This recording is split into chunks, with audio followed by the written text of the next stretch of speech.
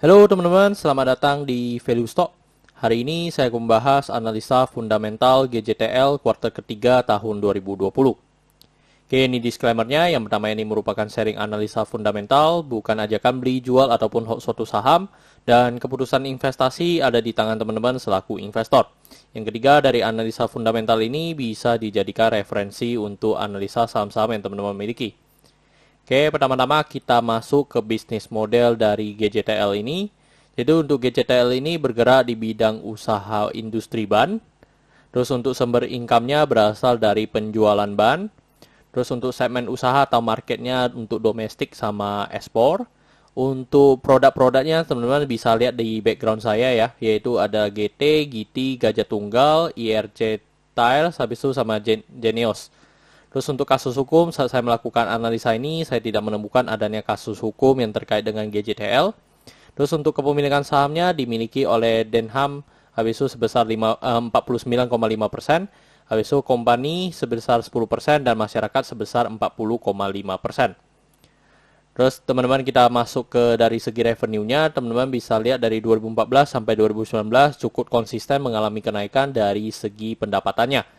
Dan untuk 2020 ini, terutama kuartal 3 ya teman-teman, kalau kita lihat 2019 dengan 2020, mengalami penurunan sebesar 19,3%.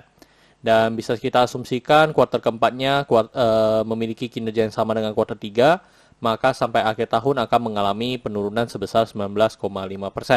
Dan hal ini cukup wajar ya teman-teman, yang dimana di masa pandemi, di mana lockdown, ya keperluan untuk pemakaian ban pasti mengalami penurunan.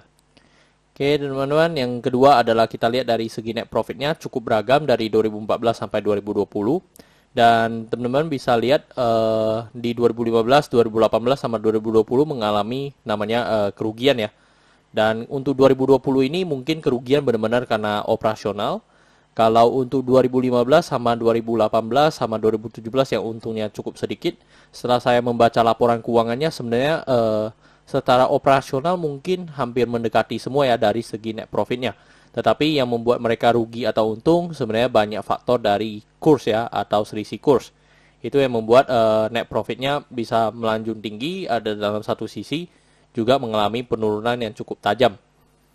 Terus dari segi asetnya cukup flat ya. Dan di 2019 dengan 2020 mengalami penurunan sebesar 4,8%.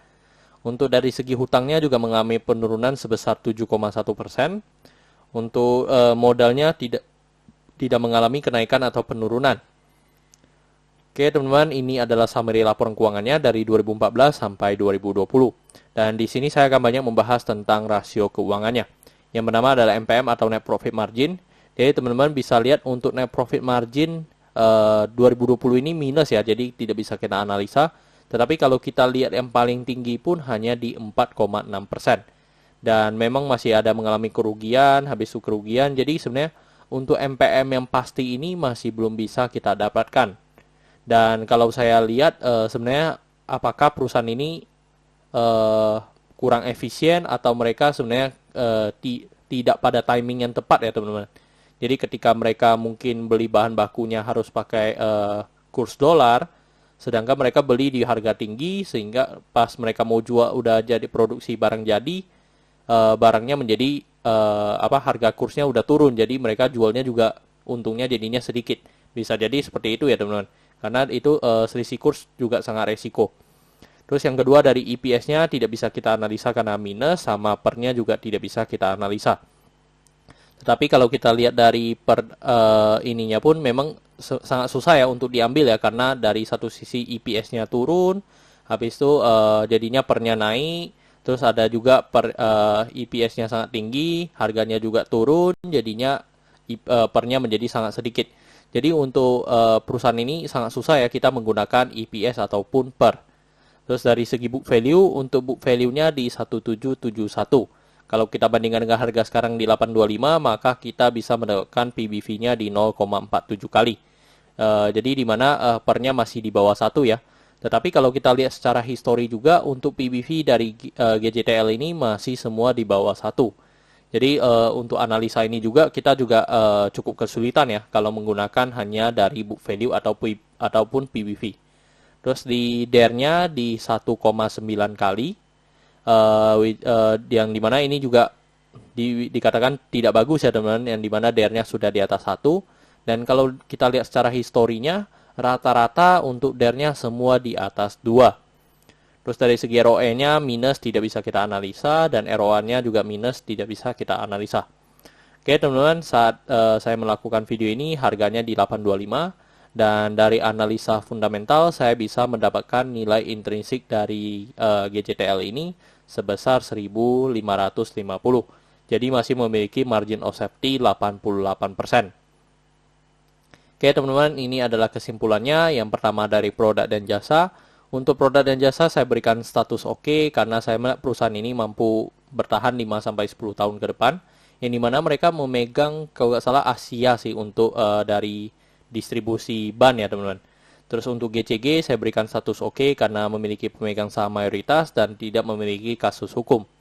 Untuk dari segi revenue saya berikan status oke walaupun mengalami penurunan, tetapi menurut saya masih sangat wajar ya di masa pandemi seperti sekarang. Untuk net profit saya berikan status no karena sudah negatif. Untuk aset saya berikan status no karena mengalami penurunan.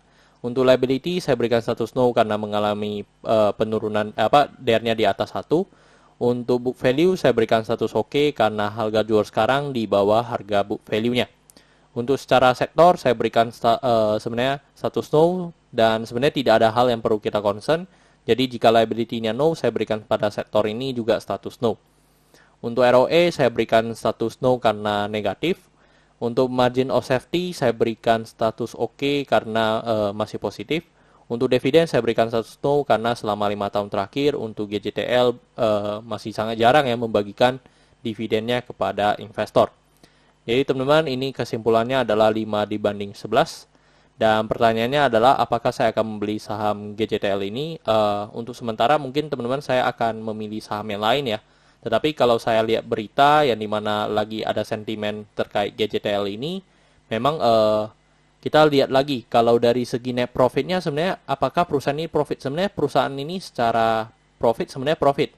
Tetapi ketika mereka terdampak kurs, itu membuat mereka menjadi negatif ya teman-teman. Dan kalau dari analisa ini saya kan menggunakan harga final. Jadi di mana harga final net profitnya negatif, maka secara analisa yang lain pasti akan mempengaruhi. Tetapi ini kembali lagi kepada teman-teman. Kalau dari saya pribadi, mungkin untuk sekarang saya masih wait and see dulu untuk terkait GJTL ini. Oke teman-teman, saya rasa cukup sekian untuk video kali ini. Jangan lupa untuk like dan subscribe. Jangan lupa juga untuk follow saya di Instagram saya di royken13. Dan jika teman-teman ada kode saham yang ingin saya buatkan analisa seperti ini, silakan tinggalkan di kolom komentar untuk kode sahamnya. Oke teman-teman, see you in the next video. Bye-bye.